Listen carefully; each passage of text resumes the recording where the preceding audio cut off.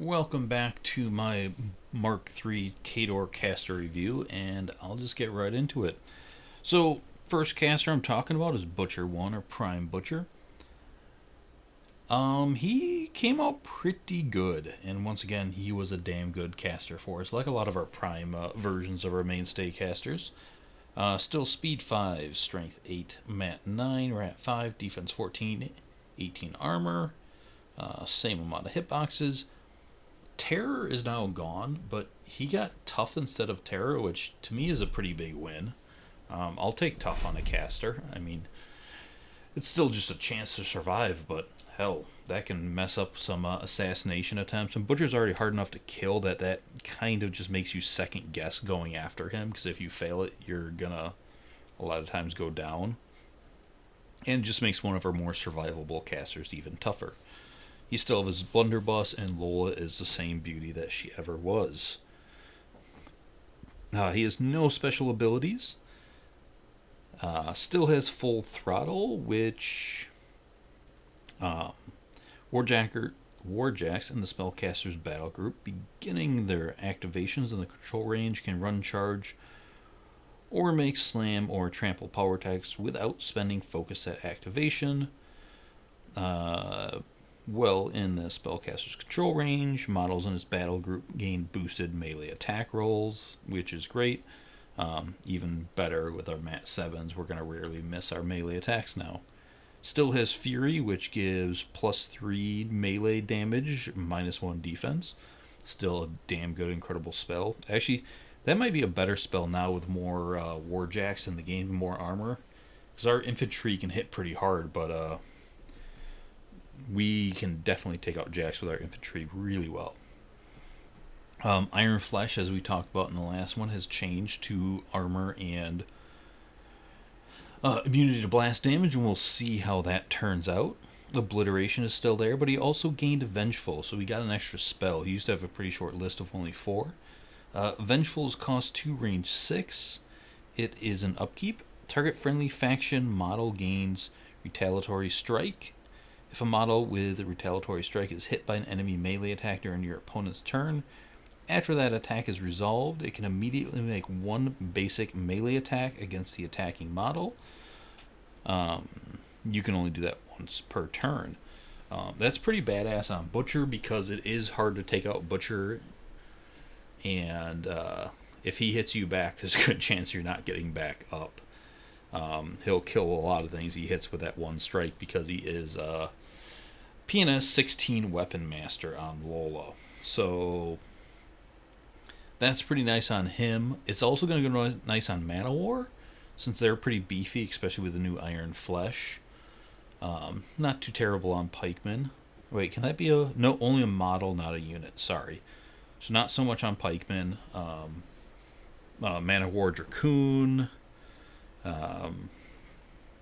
Is it hit? Or just attacked? Hit. So not so much on your Kyazis, because if they get hit, they die. But that's really good just to put on Butcher himself to, once again, thwart assassination attempts on him and limit the options. Between that and tough and his natural boxes and armor, he's a pretty tough guy. And his feat, I believe, remained the same as well as it did. In Butcher's control area, or control range, friendly faction models gain additional die on attack damage rolls. So, Butcher remains pretty much the same. He just got better. I mean, tough instead of terror. Yeah, I'll definitely take that. Retaliatory Strike on him just makes him so much harder to kill. We do have some solos that it won't be that bad to put it on as well. And then you can swap it to him later in the game. But, yeah, I mean, his feat remains incredibly deadly. Well, once again, great with gun lines, great with pretty much anything. I think it also gets better, once again, with all the jacks we're going to be seeing. His feet can crack armor really, really well. So I think he's going to have a big role in that and be able to, take out those enemy jacks and heavies with such ease. He can shoot down armor with that feat, or just, you send in pikemen with Fury on his feet, and yeah, armors not left standing, or Doom Reavers, or Ulans, or any of our hard-hitting stuff. I mean, even Kyazis, if they can get in rear arc, or Eliminators, or whatnot. We have so many options of things that can just annihilate with his feat. So yeah, he remains incredibly good. On to the next Butcher. Butcher 2, same stat line, same weapons. I'm not going to repeat all that. Lola again, I didn't go over that in the Butcher 1 there, but range 2, PNS 16, reach, magical weapon, I guess range 2 is reach. Magical weapon, weapon master, one of the hardest hitting melee weapons in the game, if not the hardest. Blunderbuss is range 8, POW 12. It's nice that he has it. And he still has his random focus set that you have to roll with Arcane Dementia. If you guys aren't familiar with that, Butcher begins the game with 7 focus points and a base of focus 7 at the start of each turn. If you destroy 3 or more enemy models with melee attacks, you get focus 7. If not, it's d6 plus 1, so you could have anywhere from 2 to 7 focus per turn with him. His control range is always range 12. The previous version, Mark II Butcher, had Circular Vision and Homicidal Maniac and Conferred Rage. Circular Vision was front arc extended to 360 degrees. Conferred Rage, when Wardjacks in this model's battle group beginning their activation's control area can charge or make power attacks without spending focus. When this model destroys one or more enemy models during its activation, Warjacks in this battle group beginning their activation in its control area gain +2 speed and mat for 1 turn, which is a hell of a spell. Especially Khador Mark II jacks that are slow and had low mat. They're still slow, but we got a lot of +1 mats, which helps. Now, Conferred Rage is still on him, so that is fantastic. They reworded it. When this model destroys 1 or more enemy models during its activation, Warjacks in its battle group beginning their activation's control range gain +2 speed and mat. So that's still fantastic. Homicidal Maniac changed, I believe. When this model makes a normal melee attack during its activation, it makes 1 melee attack against each model in its line of sight and melee range. If there are no enemy models in this model's melee range, after resolving a melee attack and it destroys 1 or more, it can advance up to 1 inches. Now it reads, if there are no models in this model's melee range after resolving a basic melee attack in which this model destroyed 1 or more, this model can advance up to 1 inch. It does not say enemy, and that is important because right now this has some crazy shenanigans possible with it. And then he lost Circular Vision and he gained Berserk. When this model destroys 1 or more models with a melee attack during its combat action, immediately after that attack is resolved, it must make 1 additional melee attack. So, right now with Homicidal Maniac, there is potential for you just to, people say conga line, or just kind of Pac-Man your way through your own army to wherever you need to go. Keep moving up an inch if you space them out right and just get to your enemies and just start killing them. That's going to be kind of nuts if it actually can work out. It's going to take some really good placement of models, but yeah, he can go on some crazy killing sprees, which is theme appropriate for him. On his spell list, keeps Boundless Charge, which again, +2 movement in Pathfinder.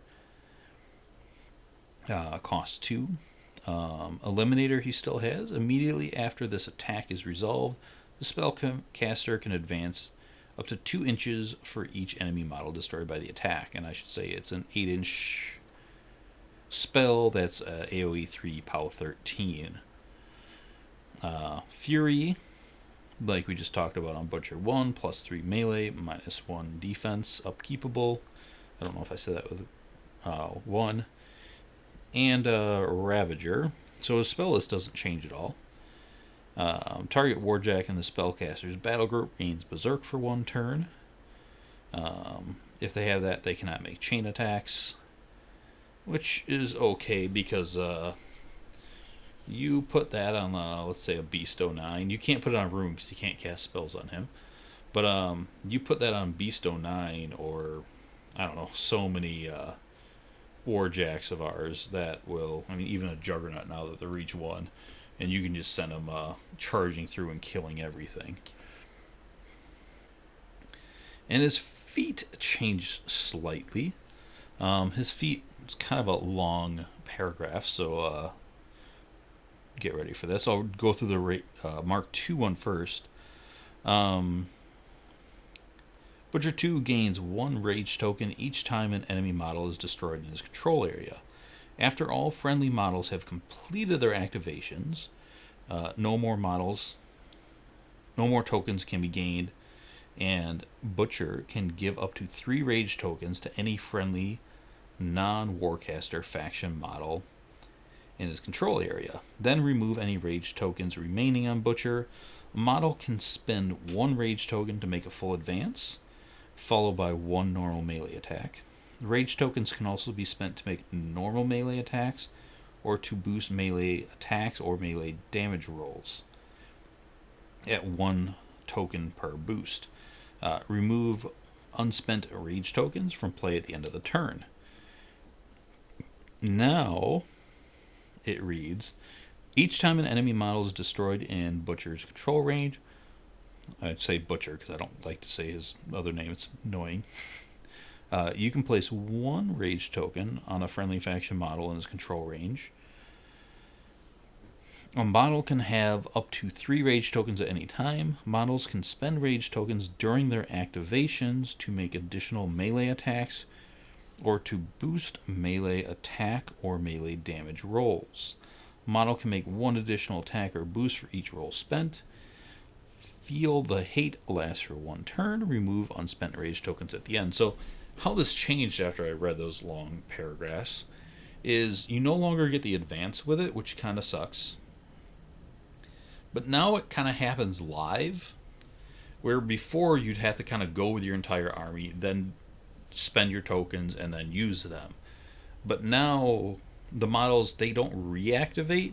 They use them during their activation. So you have to be a little smarter about it. But if you have, certain models,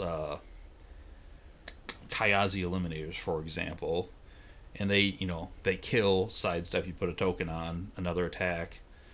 I think they can keep sidestepping with that, I'm not positive. But you can really do a lot with some of them. Doom Reavers, obviously, with Berserk, are still crazy good with it. So it's a little bit less, I believe, but it should still be incredibly powerful. And with Butcher having Berserk himself and Homicidal Maniac, he should be able to generate a ton of tokens to put out on people. And if you go with him first and you just start wiping out a ton of models, and then just loading up your rage tokens on anything, when those other models go, they can be ready to do more, which is always damn good. Yeah, so that is Butcher 2. Once again, I guess kind of like the Sorsha, he might be better. I don't know, it's kind of interesting with him. If the Berserk and Homicidal Maniac work out to what people are saying, he might be broken, and we might get an errata on that, but we're not 100% sure how that's actually going to play out. So I'm hesitant to say that's going to work. I think right now people are kind of thinking it will, but yeah, I don't foresee that sticking around if it does work like that. On to the last of Butchers. So, Butcher 3. If there was any caster in Khador I thought that would have got nerfed, it was Butcher 3. He did get some things, but I think he actually came out a little bit stronger. So, like other Butchers, he loses Terror for Tough, which is, again, a good change. All his other stats stay the same. Focus 6. Still has Vengeance with his Argus. While this model is in play, models in the unit gain Vengeance. During your maintenance phase, if one or more models in a unit with Vengeance were damaged by enemy attacks during the last round, each model in the unit can advance 3 inches and make one basic melee attack. And he is a Warcaster unit, so his Argus are part of his unit. He still has Energizer, but Energizer has changed in his wording before. You used to be able to spend up to 3 focus and move 1 inch. Your entire battle group can move 1 inch per each focus spent. Now it reads, each model in the spellcaster's battle group that is currently in its control range can immediately advance up to 2 inches. Energizer can be cast only once per turn, and it's a cost of 2. So you can't kind of choose what you want with it. It's just 2 inches for 2 focus. There's no more 1 inch or 3 inches or 2 inches. It's just always 2 for 2. So that's a bit down. Flashing Blade is still the same. Impending Doom. Enemy models within 5 inches of the spellcaster are pushed 5 inches directly towards it in the order you choose. That's one of the things that makes him work and extends his threat range. Obliteration is still the same. Cast 4. Range 10. Oh, that actually is different. It's now AoE 5, POW 15. It used to be AoE 4, POW 15. So that got a little bit better. That's pretty cool. I almost missed that. Now, the cool thing with him that changed, Silence of Death. It's an upkeep. It used to be target friendly model units, melee weapons gain grievous wounds. Basically, grievous wounds means no tough if you kill somebody. But also, basically, it's more than tough. If you hit an enemy with that, they lose tough, cannot heal or be healed or transfer damage for 1 round. Now, though, it added +2 strength on it, which is kind of ridiculous considering this is Butcher. And Takedown. And Takedown is the same thing. Models disabled by a melee attack made by this model with Takedown cannot make a tough roll. Oh, never mind. It doesn't prevent the healing anymore. It's just the tough. So I was wrong again. Should have pre-read these a little bit better. I made a mistake by going through some of them too fast. So you lose the ability to not let people heal or transfer, but you gain +2 damage. And once again, this is Butcher, who is PNS 16. So now you can make Lola 18. That's pretty freaking crazy. That one might be a wash.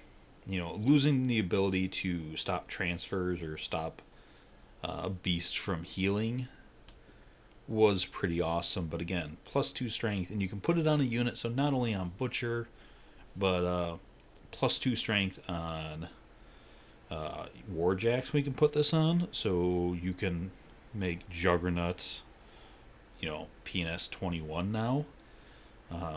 Behemoth with his crazy melee attacks. Pikeman, again. Man of War, Kayazi, whatever we're going to be meleeing with. So this can be much more than just on Butcher. But it also is, like almost all these spells now, faction friendly, not friendly. His feat changed a little bit.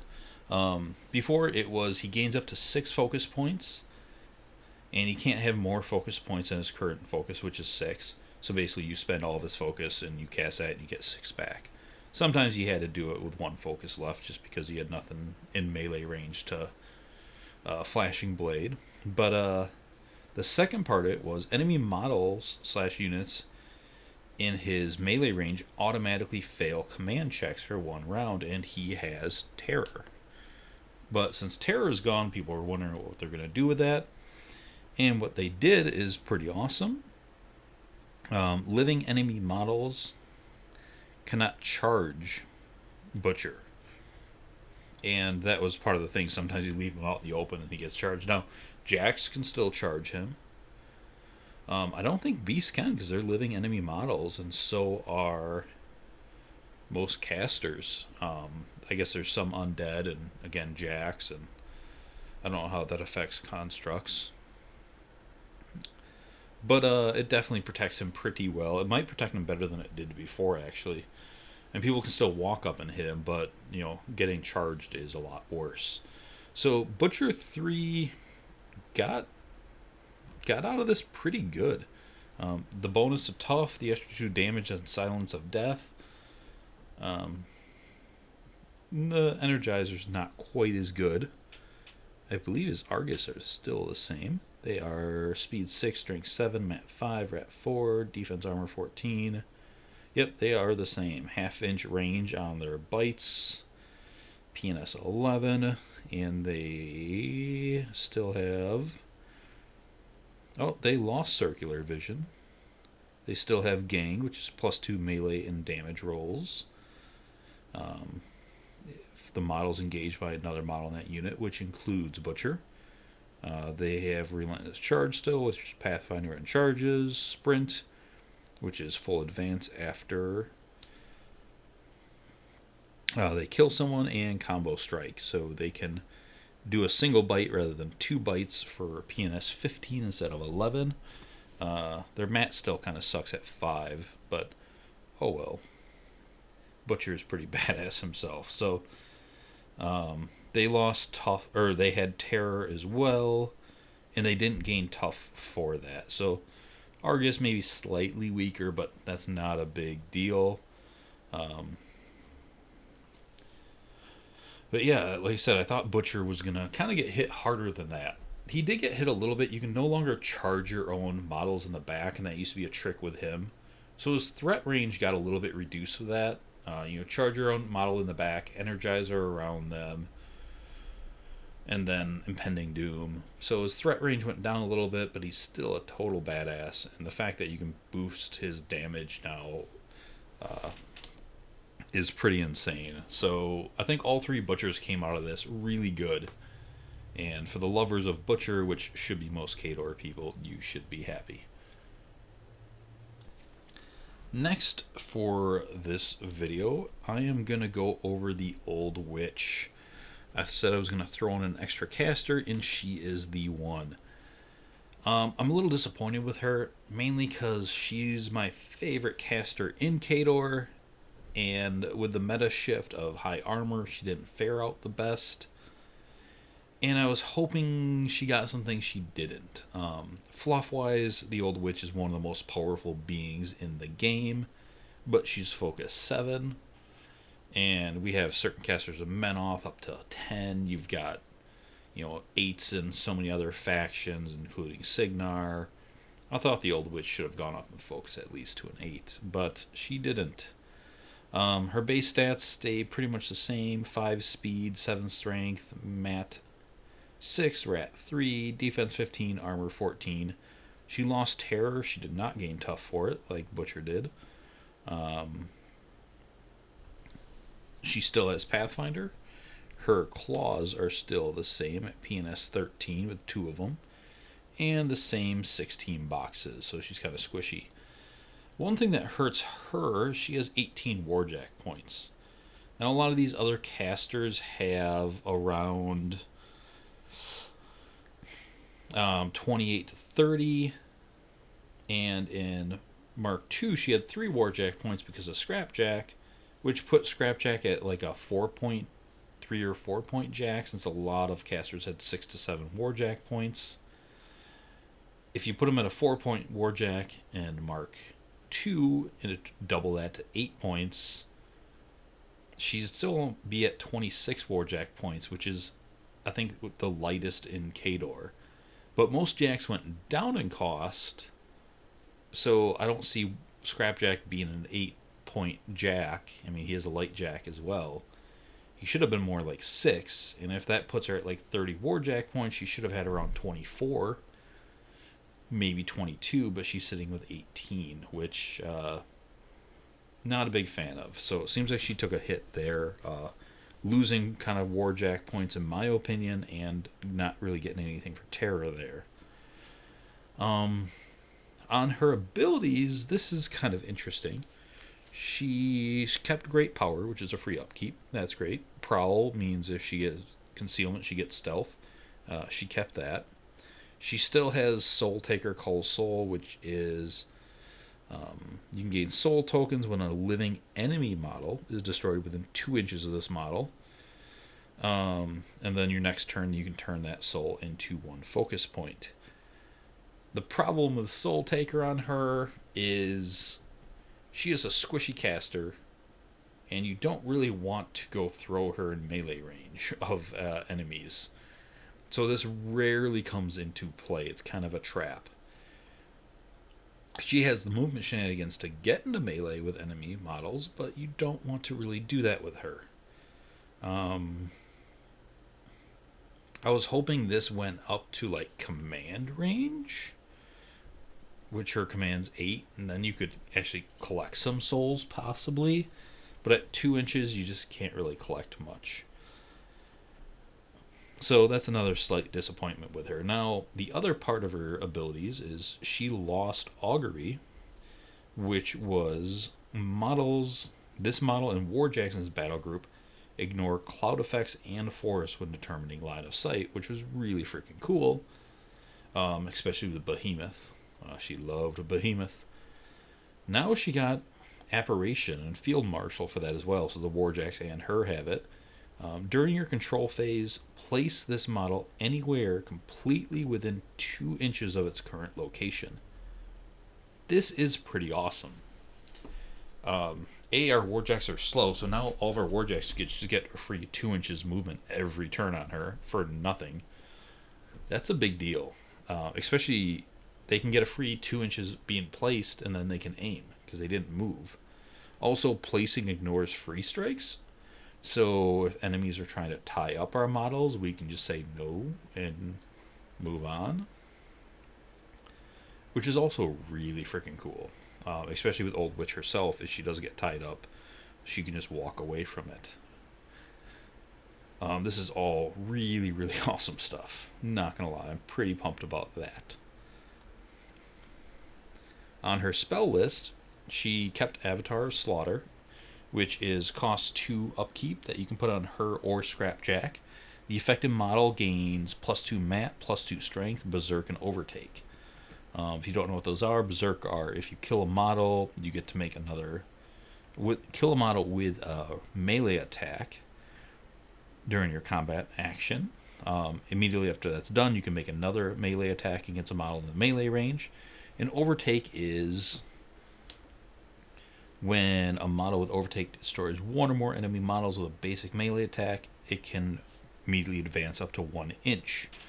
So kind of sidestep-ish, but not on hit, not 2 inches. But with that, you can really, once again, kind of like Butcher Pac-Man through. Now, you really want to do that with Scrapjack and not Old Witch. Scrapjack has got reach. Old Witch does not. And again, Old Witch, if you do that with her, you have a very good chance of her not living through it the next turn. Because those souls don't turn to focus till the next turn, so you can't use those to protect her. They used to do the same thing, it was just kind of worded differently. Gallows she still has, and I think that's the exact same. Cost 3, range 10, power 13. When an enemy is hit by it, you can push them d6 directly towards the point of origin, which is very cool. Here's where things start to change with her. Iron Flesh, as we know, has changed to armor and blast damage immunity. And Old Witch was previously our most defensive caster. She had a lot of ways to stop enemies, and she had 2 defensive upkeeps. So the other one is Wielded Secrets. It used to give Camouflage and Pathfinder. Now, Camouflage was +2 defense when a model has Concealment or Cover, which, very cool. I used to like to put that on Pikemen and follow them up with Grey Lords and Clouds, and all of a sudden, they go up to like 17, 18s in Shield Wall, which made them very hard to deal with. And with 2 defensive buffs, she could really make it hard for enemies to take out the models. Now she doesn't have any defensive buffs. She has an armor buff with Iron Flesh, and Wielded Secrets now target friendly faction model unit gains Pathfinder and Hunter. Hunter models ignore concealment and cover with making range attacks. So this is going to really change how she plays, and I don't know if it's going to be for the better. Because she can't protect her army anymore, and she never had any hit or damage buffs, which was kind of a drawback to her. So Hunter kind of gives her that. Makes her be able to run a range unit a little bit better. But I don't know. It's tough. Murder of Crows remains the same. Place a 5-inch AoE anywhere within her control area. It is a cloud and a hazard, and if enemies enter it, they take a POW 8 damage roll. Murder Crows is better for line of sight than that POW 8. A lot of things don't care about that POW 8, but a lot of things do. So Murder Crow is still really cool, still upkeepable. 5-inch AoE clouds are pretty sweet.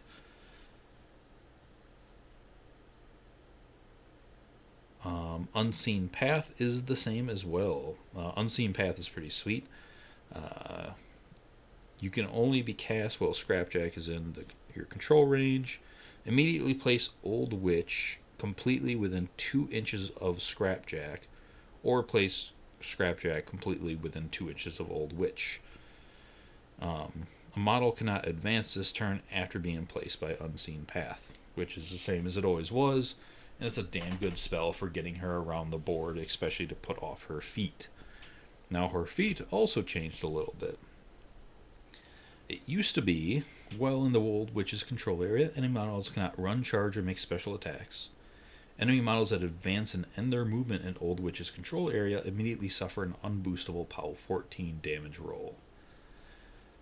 Now, enemy models that advance, except to change facing and end their movement in Old Witch's control area, immediately suffer an unboostable POW 14 damage roll.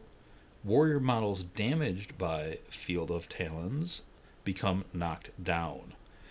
So you no longer stop the run charges, but if an enemy does charge, it's going to be knocked down because it's going to take the POW 14 and it's going to fall over. So yeah, there is that, which could actually be better. It's a little scarier to put your models in there, because before, with the high armor kind of shift that we saw, all the 8-box medium infantry, they, a lot of them would be high armor as well, would just walk through it like, okay, I'll take 2 damage from it, I don't really care. But now they fall down. Sadly, only warrior models damaged by it are knocked down, so jacks and beasts can still charge through it, which kind of hurts it. So in some ways it's a little bit better, but with the game going heavier on jacks and the fact that jacks can charge in it, as well as beasts, I don't really like that. So I feel like Old Witch needed some help because she was falling behind the meta of higher armor, and now they made the game more jack heavy, and they didn't really help her in that case at all. And then losing out on 2 buffs that buffed defense also kind of hurts her keep her army alive, because Wielded Secrets no longer helps them keep alive, and Iron Flesh does, but in a different way. So I'm a little worried about Old Witch falling by the wayside in this new mode, or new game, especially with the Warjack points. That's a killer. Scrapjack, I guess I should go over him because he is attached to her. Speed 6, Strength 8, Mat 5, Rat 3, Defense 14, Armor 16, the same as he was. He is still an Arc Node. He is still has Pathfinder. Still range 2, PNS 16. And that's the other thing that hurts. Almost all of our jacks got a mat increase, and Scrapjack didn't, and he kind of become more costly. He's got his bond with the Old Witch. If she is damaged, he gets +2 speed and +2 to attack and damage rolls. That is the same. Still has Prowl.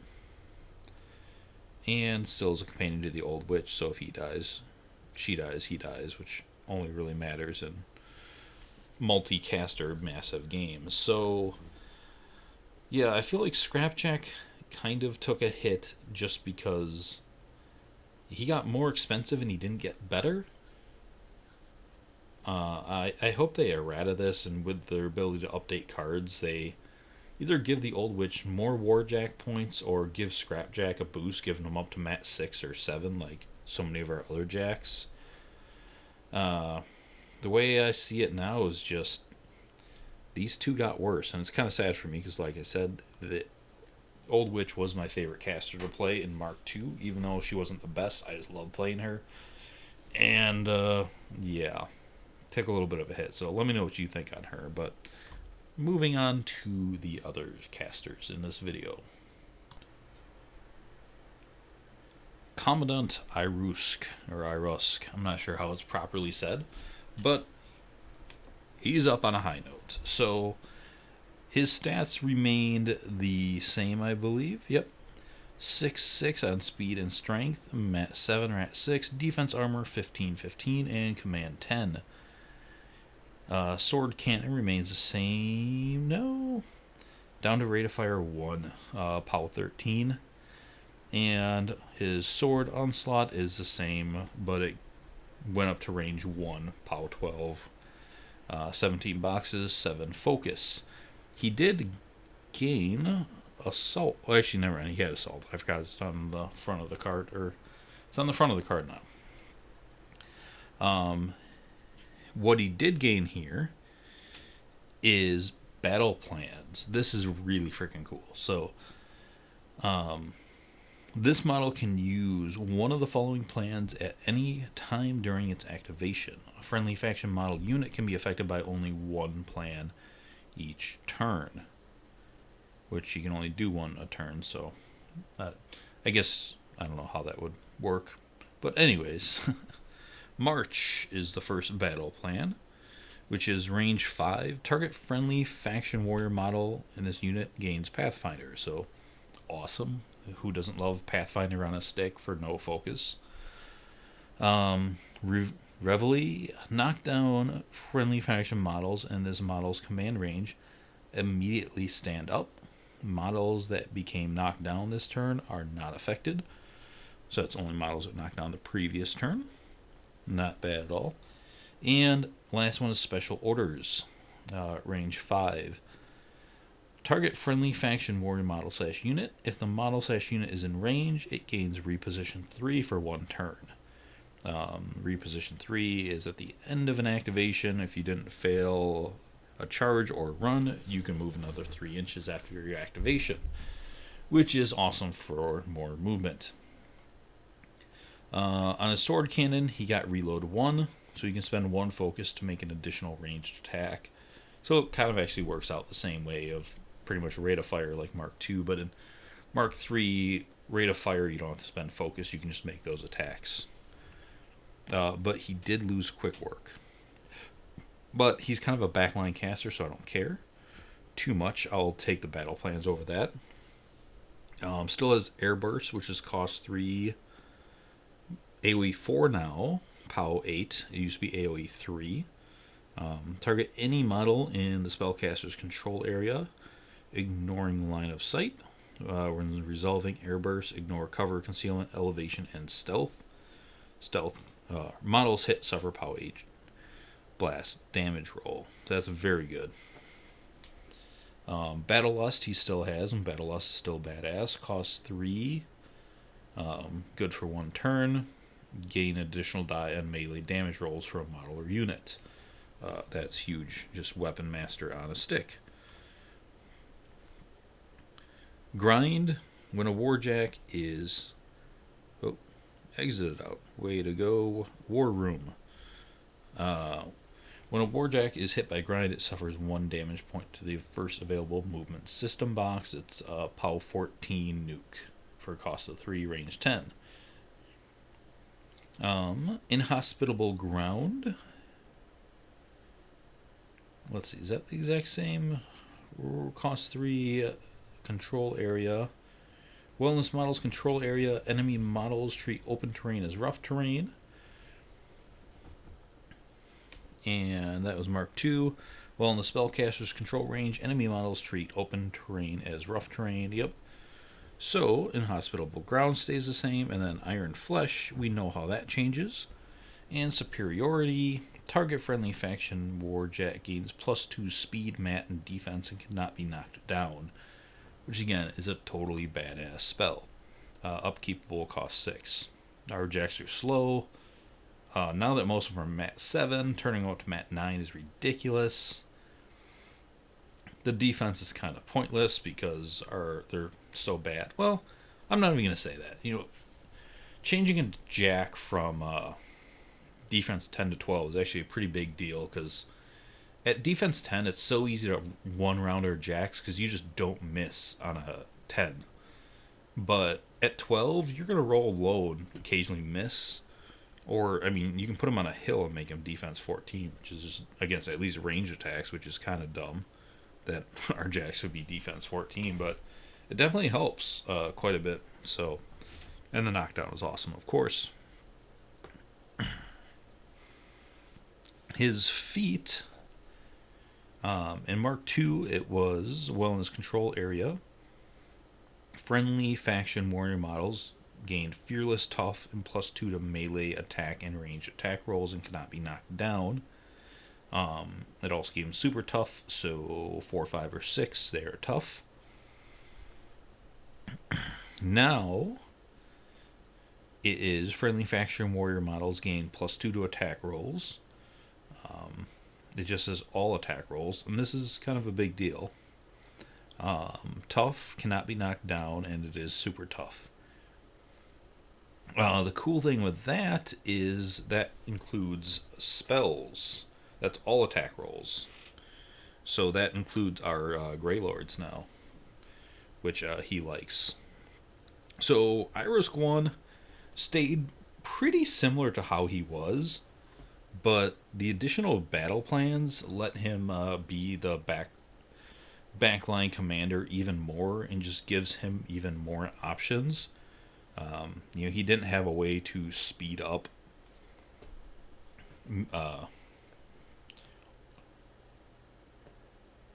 speed up our troops before, and didn't have a way to give out Pathfinder. So given those two, the no knockdown is cool too, but I think it's more so on the Pathfinder and the movement. Two big deals. So a big win for another Prime caster. And last on the episode today is Supreme Commandant Irusk. Much like Irusk 1, I think he's getting better. Same stat line, 6'6", 7'6", 15'15", command 10. Hand cannon, range 12, pow 12. And this time, endgame, his sword is only half an inch range, PNS 13 weapon master. Magical weapon, not weapon master. Definitely not. Focus 7, 17 boxes. He has Tactician, Faction Warrior now. Well, in this model's command range, friendly faction warriors ignore other friendly faction warrior models. When determining line of sight, friendly faction warrior models can advance through other friendly faction warrior models in this model's command range if they have enough movement to go completely through them, which is pretty much the same as martial discipline. Total obedience he still has, which gives everyone in his command, not control, command range tough, and his command range is 10, which is a pretty good bubble. He lost his Warjack bond, which gave a Warjack +2 defense and no knockdown. Still has Air Burst, just like the other Irusk, and I already covered that. Artifice of Deviation. Place a 5-inch AoE anywhere completely within the spellcaster's control range. In the AoE, friendly faction models have cover. Enemy models treat it as rough terrain, and this is a cost 2. Before, this was cost 3. Place a 5-inch AoE anywhere completely within his control area. Friendly models gain Pathfinder, and other and can advance through obstructions and other models or enemy models treat it as rough terrain. So you lose that Pathfinder, but cover on a 5-inch AoE for your own troops is a pretty big deal, especially with the loss of Iron Flesh and everything. Um, Pathfinder kind of sucks to lose that, but yeah, plus 4 defense on a 5-inch AoE is legit. So I'm not going to complain about that. Battle Lust, same as the other Irusk. Energizer, as we said with Butcher earlier, this is just 2 for 2 now, so you lose that flexibility. He still has Fire for Effect, which is cost 3 upkeep. Boost the attack and damage rolls of target friendly faction models' first ranged attack each activation. And our artillery just got a lot better, so I think Fire for Effect is going to be more effective. Still really good on Jax as well, but yeah, I think this more so for like the mortar crew or field cannon. You're going to see a lot of those with Irusk. So this might have gotten better just because those got better. And he lost Tactical Supremacy, which gave pretty much 3-inch reposition to some of your models, but now he has Solid Ground. Well, in the spellcaster's control range, friendly faction models cannot be knocked down and do not suffer blast damage. That's huge. Yeah, so he just says no to blast damage big time. No knockdown, and especially in his 10-inch AoE, he gives tough. And in Mark III with tough, you lose tough if you're knocked down. And this is upkeepable too. So that's just a big ass moving bubble that goes with him of just no knockdown, no blast damage, and all of his models are tough. He is going to be able to run some serious infantry. Yeah, then you put out your Artifice of Deviation and give some of those models cover. Can you imagine how hard it's going to be to kill his army? Cover, no blast damage, tough, no knockdown. Yeah, that's legit. That is very, very legit. Now his feat, friendly faction models currently in his control range ignore cloud effects and forest when determining line of sight, gain Pathfinder. Affected models currently knocked down immediately stand up. Enemy models units beginning their activation in his control range suffer -3 speed. Before, you still had the ignore cloud effects in forest, in Pathfinder, and the stand up, but it used to be -2 speed and cannot give or receive orders. And also, if you used to have minus speed, you could not charge. But it is -3 speed instead of -2, so you're limiting their charge range if they can get one off.